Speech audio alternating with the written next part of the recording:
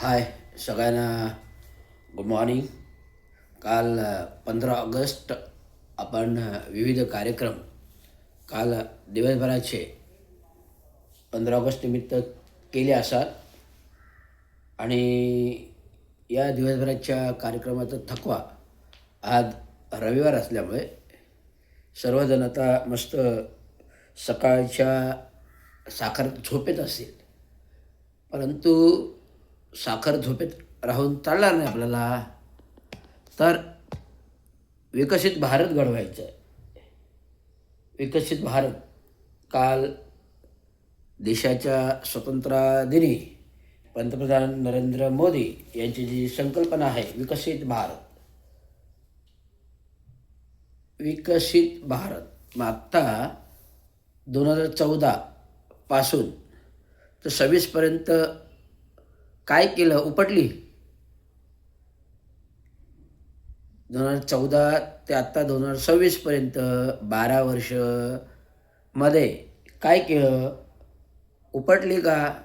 विकसित भारत करण्यास तुम्हाला वेळ मिळाला नाही की देशाच्या स्वातंत्र्य दिन आणि प्रजासत्ताक दिन अशा महत्त्वाच्या दिवशी जनतेला आवाहन करायचं विकसित भारत.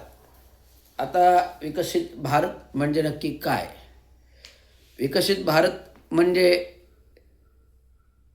देशातील 28 ते 29 राज्यामधील इन्फ्रास्ट्रक्चर, रस्ते विकसित करणं, इन्फ्रास्ट्रक्चर ब्रिजेस विकसित करणं, इन्फ्रास्ट्रक्चर मेट्रो विकसित करणं, इन्फ्रास्ट्रक्चर मूलभूत सुविधा विकसित करणं हे मुख्यतः विकसित भारताचे प्रिन्सिपल आहेत. परंतु देशाच्या पंतप्रधान नरेंद्र मोदी ह्यांनी जी काय विकसित भारताची संकल्पना आहे ती काय त्यांनी मांडली.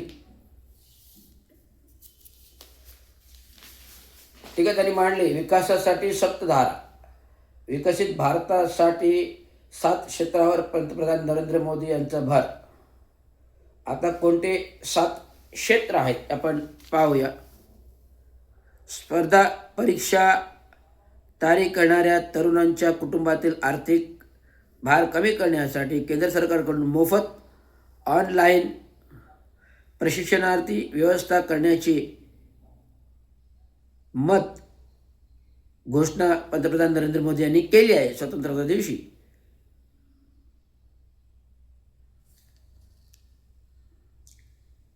आणि एका वर्षात मोदी तरुणांना कृत्रिम प्रज्ञा AI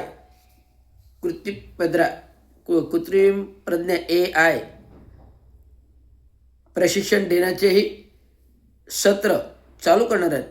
त्या अंती देशातील प्रत्येक युवा तरुण विकसित होईल, शिक्षित होईल, या सगळं धोरण जाहीर केलेलं आहे. तर नरेंद्र मोदी यांना मला एक मोलाचा सल्ला आहे की 2014 ते 2026 12 वर्ष भरपूर होत आहेत. 12 वर्ष म्हणजे एक तप. 12 वर्ष एक तपमध्ये आपण ही अघोषित सत्ता BJP मनुवादी विचाराची जी काही गाजवत आहात, मग ते साम दाम दंड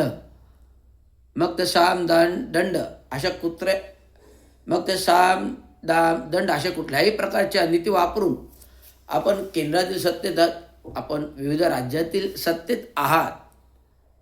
मग तो उत्तर प्रदेशमधील योगीची सत्ता असेल, मग तो बिहारमधील नितीश कुमारांची सत्ता असेल, आणि मग महाराष्ट्र राज्यातील देवेंद्र फडणवीस सत्ता असेल. या सत्ताधारी जे काही देशाचे सार्वभौम विरोधी पक्ष केंद्रातील राहुल गांधींवर टीकाटिप्पणी करत आहेत आणि त्यांचे चमचे लोक जे काही आहेत, नव्याने निवडून आलेल्या खासदार कंगना रनौत यांना तर सुपारी आणि कॉन्ट्रॅक्ट दिलेला आहे BJPने. संभाजी भिडे ह्यांना तर मानसपुत्र म्हणून घेतलेला आहे. संभाजी भिडे यांना मानसपुत्र म्हणून देवेंद्र फडणवीसांनी मांडीवर घेतलेला आहे. आता बऱ्याच दिवस तोतल्याचा आवाज बंद आहे. बऱ्याच दिवस तोतल्याचा आवाज बंद आहे. नाही तर तोतल्याची जीभ फटफट फटफट करत असते. ओके. आणि काही नव्याने आलेल्या विधान परिषदेच्या मागच्या दराने आलेल्या आमदार, मग ते चित्र काढणाऱ्या वाघाचं चित्र काढणाऱ्या वाघ म्हणून चित्रा वाघ, वाघाचे चित्र काढणाऱ्या, वाघाचं चित्र काढणाऱ्या म्हणून त्यांचं चित्रा वाघ, कंगना रनौत, नवनीत राणा हे जे काही सोडलेले पिलावं आहे,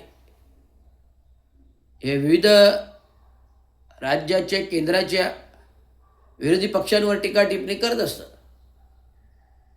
आणि अजून एक त्यात भर पडलेली आहे की नवनिर्वाचित खासदार ज्योती वाघमारे या शिवसेना एकनाथ शिंदे गटाच्या आहेत. आणि हे आलेले नौके लोक राजकारणात त्याला ट का फ माहीत नाही आहे. राजकारणाच्या सत्तेची नियमावली माहीत नाही आहे. संविधानिक शपथ घेतल्यानंतर जी काही संविधानाची गरिमा आहे ती माहीत नाही. ते संविधानाचा मान सन्मान कसा ठेवायचा ते माहीत नाही. त्यामुळे सोशल मीडिया हा जो खुलं मैदान मिळालेलं आहे, ह्या मैदानावरती ते आपल्या बॅटिंग करत असतात.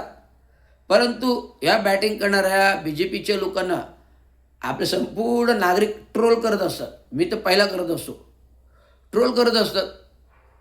आता बघ ना, संभाजी भिडेचं कालचं पोस्टिंग बघा की भारताचा तिरंगा हा भगवा असायला पाहिजे. काय, भारताचा तिरंगा भगवा असायला पाहिजे. मग भगवा आहे ना, तिरंगामध्ये केसरी आहे, भगवा आहे, सफेद आहे आणि न्याय आहे. सर्वधर्मीय समभाव असलेलं तिरंगा आहे, जो संविधानिकदृष्ट्या घटनेच्या प्रणालीतून तो तयार करण्यात आला. आणि राष्ट्रगीत जनगणमन आहे, वंदे मातरम आहे. वंदे मातरम 150 वर्षाचा इतिहास आहे. आणि असा सार्वभौम इतिहास असताना जी लोक सत्तेसाठी फक्त काम करतात, पक्ष फोडण्यासाठी फक्त काम करतात, त्यांना स्वतःच्या स्वार्थाशिवाय दुसरं काही दिसत नाही. मग राज्यातील शेतकऱ्यांचे प्रश्न असो, राज्यातील विद्यार्थ्यांचे प्रश्न असतो, राज्यातील विद्यार्थ्यांच्या मराठी शाळांचा प्रश्न असो, जे महाराष्ट्रातील सरकारने या संपूर्ण मराठी शाळा बंद करण्याच्या मागच्या निवडणूकपूर्व GR काढला. एकनाथराव शिंदे मुख्यमंत्री होते. मग आता एकनाथराव शिंदे मुख्यमंत्री आणि मराठी असताना त्यांना मराठीबद्दल जरासुद्धा असतं नाही की त्यांनी मराठी शाळा बंद कराव्यात. अरे बरोबर आहे ना, जे लोक खोकेचे खोके घ्यायची सवय लागलेली आहे, अशी लोक मराठ्यांचा विरोधच करणार. त्यामुळे जरांगे पाटील, मी एका अर्थाने बोलेल तो बरोबर बोलतो. सत्ताधारी पक्षातील एकनाथराव शिंदे असतील, देवेंद्र फडणवीस असतील, बावनकुळे असतील, विखे पाटील असतील, यांच्याबद्दल जी काही टीका टिप्पणी जरांगे पाटील करतायत, भाषणं करतायत, ते अगदी योग्य आहे असं मी म्हणेन. 100% गुण देईल. कारण ती जी धारणा आहे, तुम्ही काय करताय, एकीकडे दाखवताय मराठ्यांना आरक्षण दिलं, पण मराठा आरक्षणाच्या बाबतीत तुम्ही गुळ लावायचा प्रयत्न करताय. तुमच्या हातात, राज्य सरकारच्या हातात कुठल्याही प्रकारचं आरक्षणाबाबत विषय येत नाही. तो केंद्र सरकारचा आहे आणि केंद्र सरकार राष्ट्रपतीचे निर्णय घेणार. त्यामुळे अनुसूचित जाती जमातीचं वर्गीकरण, उपवर्गीकरण असो की मराठ्यांचा आरक्षणचा मुद्दा असो, सर्वसेव मुद्दे हे केंद्राचे विषय आहेत. आणि केंद्रातील विषय म्हणजे राष्ट्रपतींची मोहर लागेल तेव्हा गोष्टीचं, ते पण बहुमत, सत्ताधारी पक्षाचं बहुमत असेल तर या गोष्टी शक्यप्राय आहेत. म्हणून काल आपण 15 ऑगस्ट झाला. 15 ऑगस्ट देशाच्या पंतप्रधानांनी जाहीर केलं विकसित भारत. म्हणजे विकसित भारत म्हणजे काय, केवळ इन्फ्रास्ट्रक्चर केल्याने भारत विकास होतो का? नाही. तर भारत हा संपूर्ण राज्यांमध्ये त्या भाषिक शाळा, म्हणजे मराठी असेल तर मराठी शाळांच्या प्रगती झाली पाहिजे. मराठी प्रथम, बाकी हिंदी इंग्रजी गोष्टी येतील. जर तुम्ही मराठी शाळाच बंद केला तर शैक्षणिक धारणा काय येणार, कशी येणार? तर प्रथमतः विकसित भारतामध्ये शैक्षणिक धोरण राबवलं पाहिजे. प्रत्येक घराघरामध्ये नोकरी, प्रत्येक घरामध्ये नोकरीचं हे सरकारने आश्वासन नाही तर ठोस कारवाई केली पाहिजे. हर घर घर में तिरंगा, घर घर में तिरंगा, हर घर घर में शिक्षा, हर घर घर में एक नोकरी, अशी गोष्ट सरकारने धोरण विकसित भारत करताना करायला पाहिजे. परंतु आम्ही फक्त विकसित भारत हा फक्त स्वातंत्र्य दिवशी फक्त घोषणा करण्यापुरतं आणि लोकांना दाखवण्यापुरतं की आम्हाला देशाबद्दल किती प्रेम आहे, किती आस्था आहे, गोरगरीब लोकांबद्दल किती प्रेम आहे, किती आस्था आहे, दाखवण्याचा देशाच्या पंतप्रधानांचा प्रयत्न आहे. त्यामुळे विकसित भारत सप्तधारा, विकसित भारतासाठी 7 क्षेत्रांवर पंतप्रधानमंत्री नरेंद्र मोदी यांचा भर.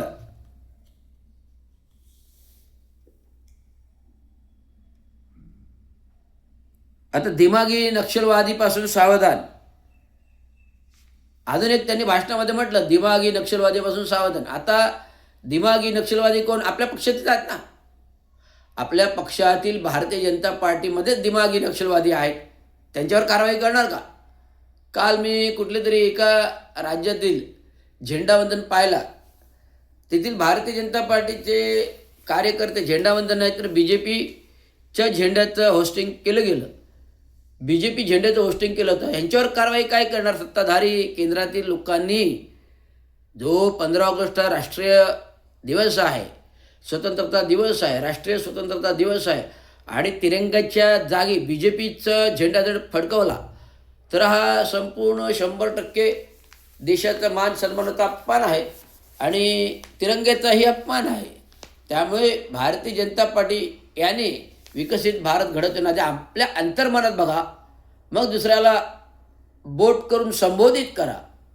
नरेंद्र मोदींना मला सांगणं आहे, आधी अंतर्मनात बघा, आधी स्वतः जाऊन आरशामध्ये उभे राहा, स्वतःकडे प्रतिबिंब पहा की आपण काय करतोय, 12 वर्षामध्ये काय केलं आणि पुढील 12 वर्ष काय करणार आहात. तुम्ही 2047पर्यंत सत्ता करणार अशी घोषणा पण करताय. आधी 2029 तर येऊ द्या, 2047 तर लांबच राहिलं. आधी 2029 तर येऊ द्या, 2047 तर लांबच राहिलं. तुम्ही जे काय निवडणुकीच्या मतदार याद्या तपासणीचं सर ही योजना लागू केलेली आहे. ही सर ही योजना ही BJP धार्जिनी आहे. BJP धारणे जी आहे, सर ही योजना BJP धार्जिनी आहे. ते म्हणजे तुम्ही प्रत्येक घराघरात जाऊन मतदार नोंदणी तिथे राहते का हे कन्फर्मेशन घेत आहे. हे कन्फर्मेशन आहे का नाही, त्यामुळे अनेक लोकांची नावं या मतदार यादीतून वगळली जाण्याची शक्यता आहे, भीती आहे. परंतु देशाचं सरकार म्हणतं की एकही नाव मतदार यादीतून वगळले जाणार नाही आणि जर बोगस असेल तर ते नावं कट होतील. परंतु एका ठिकाणी दुबार मतदार झाला नाही पाहिजे, ही सर्व भूमिका आहे. म्हणून ही योजना भारतीय जनता पार्टीने जो काय मतदार याद्याचा निवडणुकानंतर घोळ झाला, मतदार याद्यामधील मतदान चोरी, एकाच पत्त्यावरती 10 लोकांचं मतदान, एकाच पत्त्यावरती 10 लोकांचं मतदान, यासाठी ही योजना आणलेली आहे. आणि येणाऱ्या 2029 आज किती आहे, 2026 आहे, म्हणजे पुढील 3 वर्षामध्ये हे देशावर पुन्हा सत्तेत येण्याचं स्वप्न पाहत आहेत. पण आता जनता जागरूक झालेली आहे. परंतु आता जनता ही जागरूक झालेली आहे. पुढील 2029मध्ये आपकी बार रहेगा बास और बासरी, आपकी बार नहीं रहेगी मोदी सरकार, आपकी बार रहेगा मोदी सरकार. हे देशाच्या सर्व लोकांनी मनामध्ये ठाम रुजवलेलं आहे. जे यातना, मरण यातना एक एक नागरिक देशाचा भोगत आहे, 140 कोटी जनता, हे सार्वभौम देशांना आता कळालेलं आहे. त्यामुळे 2029चं स्वप्न ते 2047पर्यंत स्वप्न हे तुम्ही विसरून जा. त्यामुळे 2029ला तरी समोरे जा. नाही तुम्हाला घरचा आहेर, घरचा रस्ता भारतीय जनतेने, भारतीय जनता पार्टीला दाखवला, तर रविराज रवींद्र चांगो शिंदे एक सामाजिक विश्लेषक, एक राजकीय विश्लेषक, एक स्थापत्य अभियंता, एक विश्लेषण म्हणून हे मी माझं मत व्यक्त करतो. एवढंच सांगतो. धन्यवाद.